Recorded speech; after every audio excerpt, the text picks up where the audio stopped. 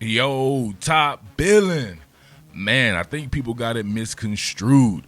People, as always, never have the facts, but then they come and they always got to comment on something. So, obviously, me doing the stuff about the defensive backs, that's being realistic, at least in my opinion, thinking about who could be available when the Falcons are there. I wholeheartedly believe the Falcons need a legit post safety. I wholeheartedly believe the Falcons need a franchise-type cornerback. But guess what? If there's a Derrick Brown or a Javon Kinlaw available when the Falcons pick, you virtually turn that damn card in extremely fast. Quick, fast, and in a hurry, right? So let's get to Javon Kinlaw. I have a hard time believing Derrick Brown will be there. I have a hard time believing Javon Kinlaw will be there, which is why I chose to start my efforts with the defensive backfield with guys who I feel will be available. But, man, like I said before, if those guys are there, but Javon Kinlaw, this dude is a freak beyond freaks, man. I saw that as soon as I seen this kid ever take his first snap in college. I was like, that's going to be tough to deal with. Somehow he was still in college as a senior, and he's just that much more experienced, man. You see he has 6 sacks here, but his stuff goes beyond just sacking the quarterback, right? Especially the fact that he can move from a shade all the way out to a 3 technique, his length, his size, pairing him up with a guy like Grady Jarrett. Come on, man. What more can I say? Top billing. All right, we see a normal even front alignment from the Falcons. The linebackers are stacked off the ball. You have a close side defender here to monitor the tight end. And you can plainly see where exactly Javon Kinlaw would fit in, right? So if we were to go left to right here, the 2 players on the left, it won't change. That's Tack McKinley, of course, first-round draft pick from, I believe, like 3 seasons ago. And you have the great Grady Jarrett, perhaps the best player on the entire defense, if not the entire team. This guy is a damn animal, right? So Javon Kinlaw would fit right here at a shade. But they don't just play the shade right here on the outside shoulder of the center. They'll play him straight up at a 0 technique. They'll bump him out at a inside shoulder of a guard. He has to do a lot of different things, and sometimes you'll see this particular guy or the Falcons will use 2-3 techniques, and somebody has to have the versatility to do that. So this particular guy right here, Tyler Davison, he was signed to a 3-year contract extension. So this is one of the things that I try to tell people about professional football. It's not Madden, right? You can't play video games and think that you understand professional football. There's actual money involved in this. So I'm not exactly sure if that's not the guy that they're rolling with. You would have signed him to a 3-year contract extension. But obviously rookies are going to be a little cheaper, right? Or a little less expensive, right? I don't like to use the word cheap. Nothing cheap out there, baby. So you could be able to use him in a rotational basis. But Tyler Davison's going to play if you sign him to a 3-year contract extension.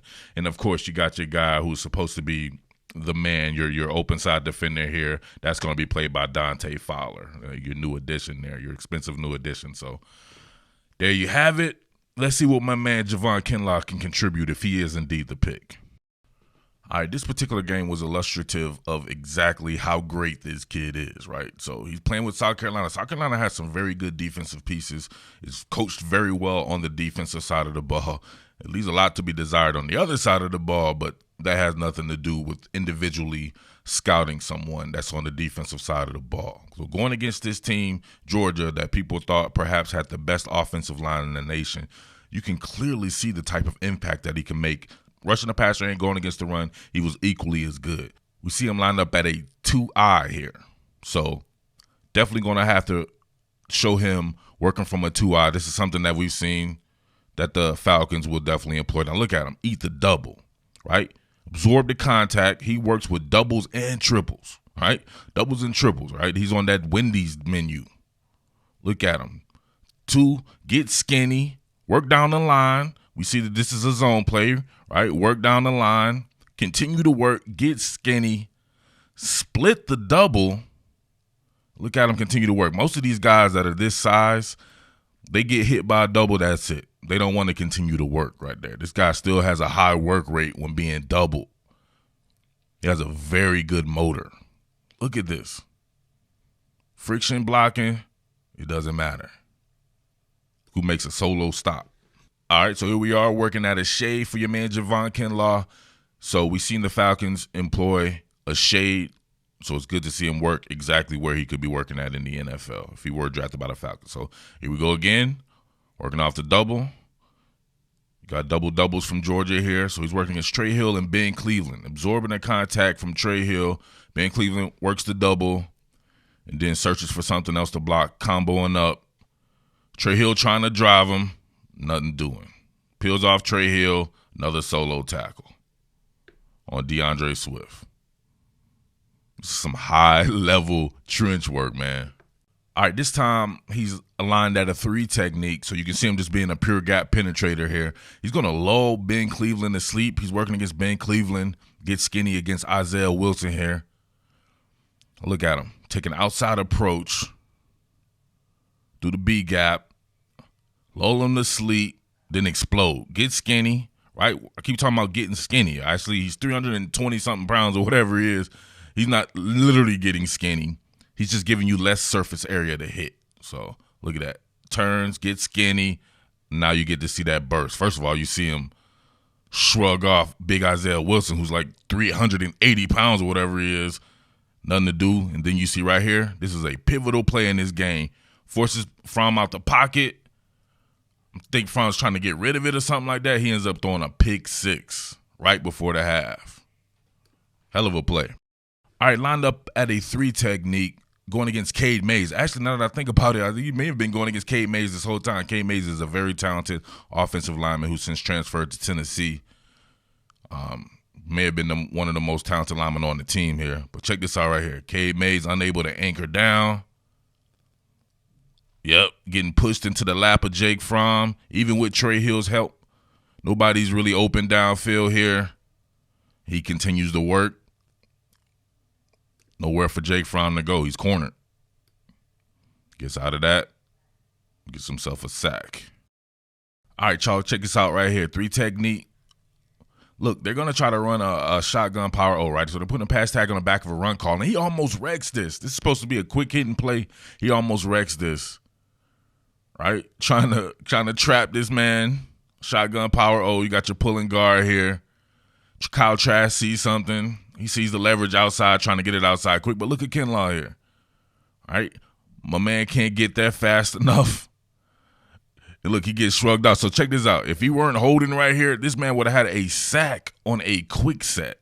Look at these long-ass arms. Still almost got there. Look at that. A fraction, a millisecond or something like that. He would have, oh, that's hard. Look at that. I think he forces an errant pass, though. That shows you some explosiveness and get off. All right, so we talk about versatility, right? When you have a versatile scheme like what the Falcons do and Seattle does, you got to have versatility within the personnel. Like you're going to have versatility within the personnel. That's just the truth, right? So my man is lined up at a 6 technique out here. So I talked about him being versatile enough to play from a shade all the way out to a 3 technique. South Carolina had this man lined up like he was just a regular defensive end in an even front defense. Check this out right here. And look at his get off. Oh, look at that. Stone Feet Forsyth here from Florida ends up doing some bullshit. But, man, he came off and straight gave him one, right? Look at that. Bring him to the outside, hit him with the crossover. Look at that. Stone Feet damn near just tries to trip this man up. Like, why are you falling down? Why aren't you pass setting? Come on. This isn't some type of backside cut block either, right? He just got flaked out of his shoes. Look at the agility from this man and the dexterity. 6'5", 320 pounds or whatever like that. That would have been crazy. All right, y'all, last one right here. Hashtag Real Men Watch to the end. You see him lined up over the nose here, 0 technique. Now, check this out. This is not designed for a 0 technique to really get involved in this play, right? It's going away from him. Most 0 techniques will be like, all right, I'm done. But check him out, right? Take the center, bench pressing Nick Buchanan back into the lap of the quarterback, stand parallel to the line of scrimmage. Keeps working. See the option pitch here. Now, nobody would blame him if he was like, all right, that's it. They got him over there, right? He's good. It's 3rd and 20 or whatever. Nope. This is what makes Javon Kinlaw special. Disengages, runs down the line. He ends up making the solo tackle on the running back, 10 yards down? Come on, man. This kid is special. He has a special motor and a special skill set, special size, played in a very good defense with some good defensive coaches. And if he gets to the NFL with the Atlanta Falcons, he will be a scheme-specific fit. So that's what you're looking for. So he would essentially be playing that Brandon Mebane role. But to me, he can do more than just the Brandon Mebane stuff. He could fill in to where Grady Jarrett plays at, right? And being Brandon Mebane from the Seattle Seahawks, if you didn't remember that. But he can fill in where Grady Jarrett is. He doesn't have to play the Tyler Davidson role for the Falcons. He can do a lot of different things there. So he's just an athletic marvel. He's a straight-up beast, and he's definitely somebody, if he's there with that pick, that will be my number one option. I just have a hard time believing that he'll be there, that somebody will pass over somebody like that who could be the franchise anchor of someone's defense. But stranger things have happened. It's the draft. Nobody knows what's going to happen. That's why you guys got to quit listening to these weak-ass mock drafts and letting that shit run your life. Shit don't never happen like they say it's going to happen with these lame-ass mock drafts. Every year it's always something different. So if he's there, that's the pick right there. Or if it's between him and Derek Brown, if it's even, I'm always going with the hometown kid, right? I've known Derek Brown for a minute. That's my guy right there. I would go with Derek Brown, but I could see Derek Brown going before Kinlaw. But if Kinlaw is there, that's the pick. If Brown is there, that's the pick.